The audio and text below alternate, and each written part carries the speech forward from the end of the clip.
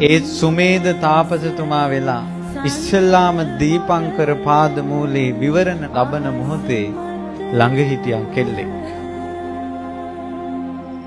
ඒ කෙල්ල නිල්මානෙල් මල් මිටි 8ක් පපුවට තුරුල් කරගෙන හිටියේ.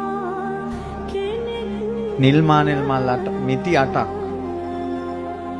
මහා බෝධිසත්වයන්ට දීපංකර බුදුරජාණන් වහන්සේ අනාගතයේ මේ තාපසයා ගෞතම නමින් බුද්ධත්වයට පත් වෙනවා කියලා විවරණ දෙනකොට අර ළඟ හිටපු කෙල්ලගේ ඇඟ සීතල වෙලා ගියා. ඇහි පිල්ලම් ගහන්න නැතුව බලාගෙන හිටියා.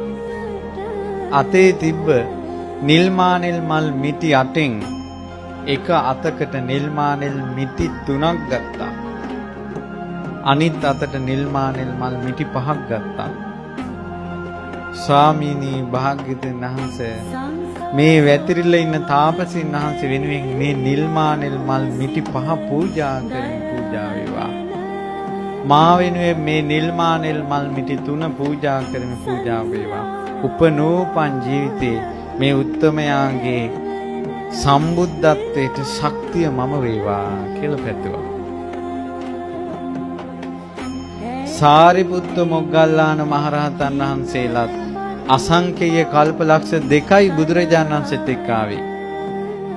බුද්ධත්වයට විවරණ ගත්ත දවසේ ඉඳලම ළඟා පිටිපස්සෙන් ආපු කෙනා තමයි මේ යසෝදරා.